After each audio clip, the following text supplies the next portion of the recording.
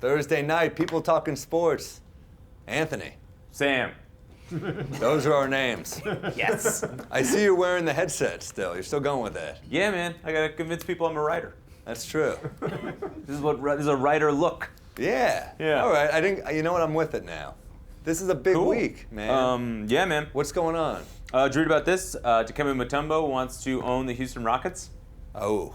Yeah. He does not have enough money for that. That is not a good first reaction. Yeah, he's definitely a minority owner. There's not. Yeah. He needs help.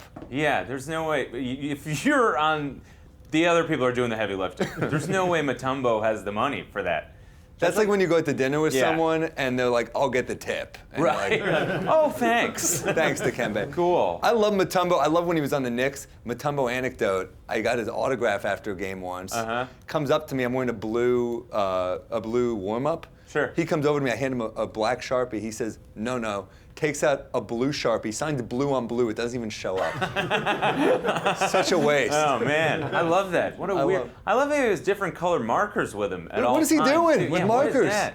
You know what I love was when he would do this to people, this Sure. thing, and then the league outlawed it because it was taunting, so we had to do it to the crowd. Right. And we're like, yeah, we don't care. We didn't get blocked. Yeah, what the hell? We didn't do anything. I just got a hot dog, and they let me get one. Well, this is a great episode, man. We got Wally Szczerbiak. Hell yeah, man. Love Wally. The Zerb. That's what I called him. That's definitely not a thing. Now I think people called him the Zerb. The Zerb? Yeah. There right. he goes, the Zerb. The Wallmeister. Ooh, the Wallmeister. Nah, that's not catching on either. All right. Well, we got a great episode. He's the man. Yeah, man. NBA All-Star. Hell. Best. He's what my eyebrows would be if they got it together, I think. Yeah. If they got a job. If they got a job, Yeah. 401k. Yeah. Well, this is going to be a hot episode. Stick around. Wally coming up next. I'm here with former NBA All-Star Wally Szczerbiak. Wally, thanks so much for joining us, man. My pleasure. Just dealt with a little traffic getting in, but it's all good. A lot of fun getting across town nowadays. It's the summer from you know what coming in. It makes you homicidal. This and like LA traffic, it's right. like. But this is big. I mean, I feel like your eyebrows are mine if they got it together. Hey, we got to thread these suckers every 2 weeks. Every 2 weeks? We got dueling eyebrows. Although that's what I heard. You know, that's what they say we should do. I'm more of a pluck guy, but. What? I got to ask you this first because I know you're a Miami of Ohio guy. Mm-hmm. I played Miami of Ohio. My girlfriend went to Miami of Ohio. I know you know the bagel and deli. I got a Szczerbiak bagel named after Do you know what's me. on your Szczerbiak sandwich? Of course. It's a Mr. Turkey with no mayo. It's turkey, lettuce, tomato, and a salt bagel. And provolone. Good stuff. Yes, that's right. Don't forget the cheese. You're right. So you play in Miami. You get drafted. I mean, what was that like? It was tremendous. Coming from a small school, when I first signed to go with Miami, I didn't expect to be an NBA player. I kind of just went to Miami because I wanted to go somewhere where I could develop, and I knew I was going to play at the collegiate level. And I just continued to get bigger and stronger. Physically, I kind of grew up and continued to get better on the basketball court too. And it led to me being picked 6th in the NBA draft by the Timberwolves. It was kind of pretty surreal thing, and it just goes to show you if you put your work in every single day and you have goals and you want to continue to accomplish those goals, and you get lucky with becoming 6'7" and 240 pounds, the physical side just kind of I was born with those genes thanks to my parents. It kind of all came together. Yeah, my parents really messed up, man. I don't know what they were doing, but thanks a lot, Mom. So you make it to the NBA, you get drafted 6th overall.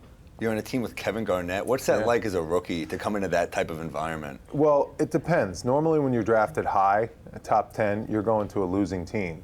And for me, luckily, they had made a trade, the Stephon Marbury trade. They got Terrell Brandon in the 6th pick in the draft, so they were able to pick up Terrell Brandon and myself, and they were coming off a playoff appearance the year before. So I was going to a team that was already established, that had already been winning games, and I think it was very good for me. Playing alongside Kevin Garnett, we complemented each other very well. He was a great low post scorer. I was a shooter, so I got a lot of open looks kind of playing off him. He was a great passer and got a lot of double teams. And, then we won 50 games and made the playoffs pretty much every year I was there. So it was nice having success coming right into the league. For sure. And you played with KG, and then you played with the young LeBron. Yeah. I mean, what? And Kevin Durant, his rookie year. and Paul Pierce. So, I got to see some superstars right. throughout my NBA career, and all those guys were tremendous to play for. Great teammates, great guys on the floor, and even better guys off the floor. So LeBron, you see him as a young guy. So I mean, have you seen him kind of change over the last few years? I was very impressed with him back when I played with him. I guess he was probably 25 years old. It was 08, 09, 07, 08, and 08, 09 was my 2 years with him. I thought he conducted himself like a veteran. He was having really good years back then. My final season, we won 66 games. We were the #1 seed throughout the whole playoffs. Unfortunately, we got clipped by the Orlando Magic in the Eastern Conference Finals. But, I don't know what he's like now. Obviously, I think he's a tremendous basketball player, and I think he was the same player back then. Maybe he's matured a little bit, as far as off the court stuff. He was a little bit younger back then, but I thought he was pretty mature back then also. So a 66-win team, that was Orlando. That was just kind of their year. They looked so. Yeah. I mean, they had great passing and shooting. Dwight Orlando was Howard, almost like a modern team then, because Yes. they had Turkoglu and Right. Rashard Lewis shooting clips from know the your outside. stuff. I'm a fan. Look at this You know your shirt. stuff. Come on. Ray Alston came out of nowhere and he was Yeah. lighting it up from deep. Yeah, they had shooters all over the place. Dwight Howard down low. They ran pick and roll. They spread the floor. It was kind of ahead of the time from back then, more like the analytics would tell you to play the way teams are playing now. That's how they played in that series back then, no question. Yeah, it was definitely a modern type of team, and I think your game would translate so well to today's NBA. Definitely. Do you think you'd average like 30 today? I would love to play with the way guys are just, shooting threes at a really high clip. When I got to the NBA, Flip Saunders, he thought threes were low percentage shots, and he didn't encourage his guys to shoot them. I always believed that, you had a better chance of making a 17-foot shot than a 19-foot shot, better chance of making a 19-foot shot than a 22-foot shot. So the closer you got to the basket, the higher your percentages you would shoot. That's how I was. But having said that, I shot 41% from the three-point line. So Which is analytics killer. and logic would tell you to shoot more Yeah. from the three-point line. So I wish that kind of mentality would have been around, back when I played. But that's how the game evolved. So you've gone from a player, now you're an analyst. Yeah. Does it ever come back to bite you? Do the people ever get mad at you?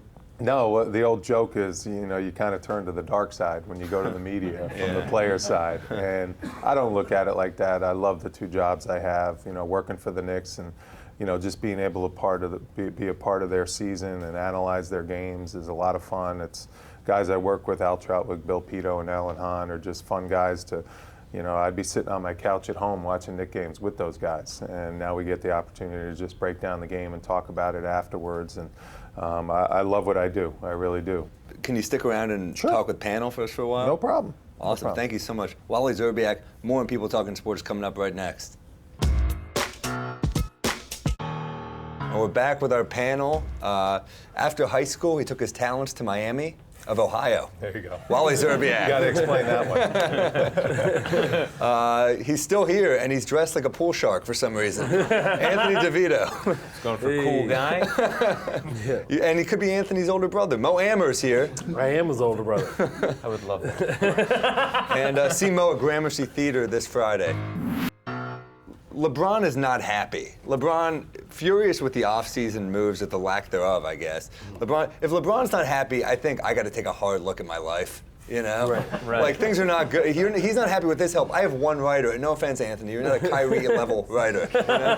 More like a Mo Williams. I love how they made him look so happy with the cigar. He's sitting there just vacationing, having a good time, but inside he's really stewing and upset with all the moves that the NBA is making around him. It's partially his fault because he forced their hand to re-sign Tristan Thompson and J.R. Smith.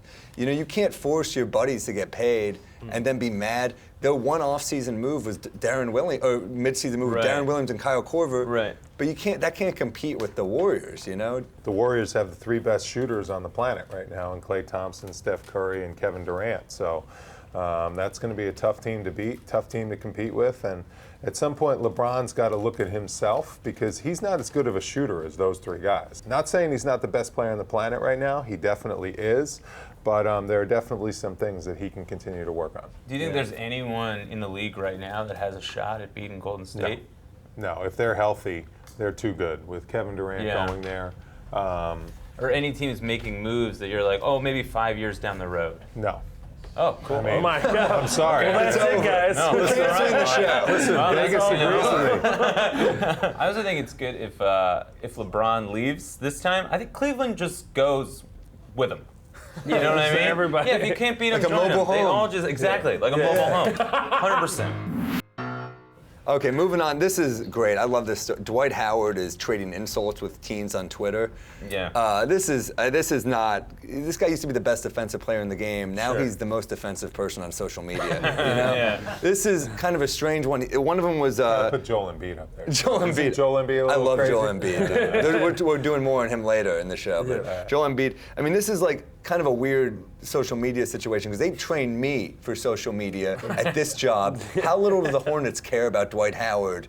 They're like, forget it, just go on the bench. Cody Zeller's starting anyway. Well, you know? I just remembered he's even on the Hornets. Right. Yeah. Yeah, The I mean, guy's- Atlanta, just his hometown, just said, we're done with you after 1 year. He was not, that was an They benched him in the playoffs. Yeah. No, Yeah, how I rough watched him in is Houston. that? Your own hometown. Yeah. Is like, we don't want anything to do with Yeah, it. exactly. That speaks volumes. That Yeah. means there's something going on behind the scenes that we don't know about that Hawks weren't really happy about, and now it's starting to show up. An Ohio State fan in a coma asked if he likes Michigan, and he responded no. This is a good thing to do with someone who's in a coma. Just try to get him, you do that with all kinds of things. Like, Grandpa, stay in a coma if you want me to have your lake house right now, you know? This is like fandom to the max. Do you think you would, you've always been a diehard Knicks fan. I have been, and I've been a part of the Ohio State scene. I actually lived in Columbus for a year, obviously playing my college ball in Miami of Ohio. I see how crazy those fans are, so I can definitely believe it happening. That's the one thing left ticking in some of those fans' brains is that they don't like Michigan, that's for sure. Yeah, I went to University of Miami. Different kind of fans. Just really women in bubble wrap. Yeah, University of Miami, Miami University, here we go. Oh yeah, we're like There we go. twins, you know. In the article, it said he always makes a face when we mention Michigan. Maybe stop mentioning Michigan. The guy's in a coma. Why are you doing Maybe this? that's good. Maybe that's the one thing that kind of, invigorates his brain a little bit and stimulates brain activity. And isn't that what you want a little bit? Doctor's like, we need him to twitch as much as possible. Yeah. Okay? This is what keeps him alive. Michigan. Keep making him angry. Maybe that kind of sparks a little bit of brain Oh, if activity, I'm- and it's a possibility It's you what can come keeps out his of that. heart breathing is the hatred that he had for Michigan. That's right. If I'm ever Kept in my a grandma alive. Passion. So It's all about the passion. If I'm ever in a coma, just whisper Reggie Miller in my ears. There you Oh, go. God. There you go.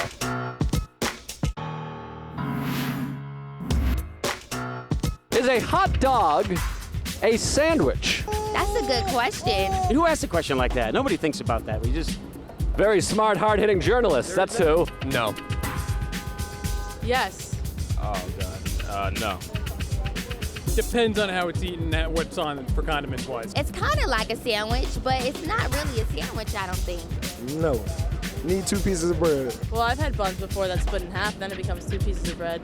I said keep it clean, lady. Wouldn't you say it would be insane to call a hot dog a sandwich? It depends on the situation and really what's on the sandwich, probably. I wouldn't call it a hot dog sandwich, but I would classify it as a hot sandwich. Yeah, it's on a bun. Technically, it's a sandwich, yeah. A hot dog is a dog that's been out too long in the sun. Oh, good one, Joe. Is it? It's definitely maybe an open face. It's kind of weird because it has 2 buns. So Right. it has 2 pieces of bread. So it's like, can it be an open face? It is an open face, but it's definitely a sandwich. There's no argument here. There's Yeah. meat, bread. It's over. Protein surrounded by a starch. Sounds like Boom. a sandwich to me. And they're cool because you can have like mini sandwiches too, like the little pigs in a blanket That's situation. true. Is that a sandwich? The It is a slider sandwich. of the hot It's the dog slider world. of the hot Sure. dog world. That's We it. cracked it. That's it. Done. I love this guy, Joel Embiid. He's mad that his rating is not higher in NBA 2K, and he's been tweeting up a storm. He's an 86, which I think is pretty. If he's mad, how does good. TJ McConnell feel right now? You know, this is not. And he's mad his rating's not higher. By the way, the Sixers are really good in the game because you can turn off injuries. That's how you use the Sixers. There you go. Well, that's the thing. That probably brings down his rating. His injuries. Durability. Yeah, I mean, his I would- stamina is probably like. Yeah, when I play, I just don't want injuries on. I want infinite turbo. Like, I don't want any garbage. too. I want to play. I'm in a fantasy land. I'm not trying to get the Knicks into the championship. I'm not game. going Like, deep into the bench in 2K. Oh, come on. Absolutely. I love that Embiid is going to this for a critique about his game. You know what I mean? Where he's just like, yeah, ESPN says I'm good, but not Nintendo. That's what's going to take him to the next level, taking these things personally. Yeah. That's what Kobe did. Kobe was angry about his rating one year. He had a big year. Right. You know, you got to. If you get angry about a video game, you're competitive, I think. That's good. Yeah. Nothing wrong with that. I remember in high Whatever school, drives you. I made up my whole high school team. Believe it or not, I played basketball in high school, so you're not the only athlete in this panel. I got a mouse in the house right here. Mouse in the house. Throw it down to the post. Yeah, you were talking about pure point guards earlier. You know? But I remember I made every player on the team, and then I was true to reality. I came off the bench. Oh yeah. Yep. 65 rating. You're a scrappy little lefty. You get a little Moochie Norris in your game. I got a little mooch. This story's fun, man. This makes me happy as a basketball fan. Manu Ginobili coming back for his 16th season. Both he and his bald spot are still hanging on. His bald spot, I always think it's a yarmulke. He's gone with it, hasn't he? It's over. No, it's still there, He's but still got every a little time I bit of- watch him, I keep thinking he's wearing a yarmulke. Every single time. I swear. Every time I was like, is this guy wearing a... No, it's not wearing. That's just a bald At some spot. point, he's going to go clean, Mr. I'm like, when's he Clean. going to read his Haftorah at the end of this? Dude, Manu is so old, he's the only person that still remembers the Alamo. Yes. San Antonio. San Antonio, yeah. It was a joke. Reference. Yeah, maybe I wrote it. You played against Manu. Yeah. What was he like to defend? That guy was slashing to the hoop. I remember when I came in with Minnesota, we were rivals with the Spurs. My second year, I think we lost to them in the playoffs. And then he came the year after, and I remember that lefty slither where he just finishes. Slither is a good word. Yeah. He slithers everywhere. Slithers Great all players over the place. slither. Iverson had a slither. that's Iverson true. did have a little. Got to be able to slither. That's what I couldn't do. I couldn't slither. My shoulders were too wide. So Yeah, but these guys, I couldn't fit in those tight spaces. I feel like you could Harden shoot. does that too. Yeah. Harden is Yeah, the good king. slither. He's a slitherer, isn't he? He's the slither king. He just has an old man game. Even when he was 20, he was just He like, drives you me know. nuts. Harden? Does he? Harden. Because he gets every call. Why? That It's every call. Yeah. He's it's not as, why? He gets love it. Dwayne, Yeah, he I gets love it. Dwayne Absolutely. Wade's in the finals officiating. Don't put your arm right Now there. he's Boom. getting Foul. $47 million in the final year of the contract. Yeah, killing God it. bless him. Good for Yeah. him. Hey, That did not feel sincere. Wally. He's should have getting been born $47 later. million You for should've- slithering. you should have been born later, Wally. I personally don't think that it's a good look having one guy on a team make $47 million. That's my only thing. I love where the salary cap is because I think the owners deserve half and the players deserve half, and that's how it is. But I would like to see players make 30, 35, and maybe it's spread out between the 12-man roster a little bit more, as opposed to one guy taking $47 million of the $100 million salary cap. That's my only issue, but that's where the league is, and that's the collective bargaining agreement the owners and players agreed upon. So, league's in a good place. The golden goose continues to lay golden eggs. You make a good point. I mean, the previous generation just didn't get paid enough. I mean, Karl Malone is a grip on this show. It's pretty terrible. Yeah. But, And we appreciate you, Carl. Yeah.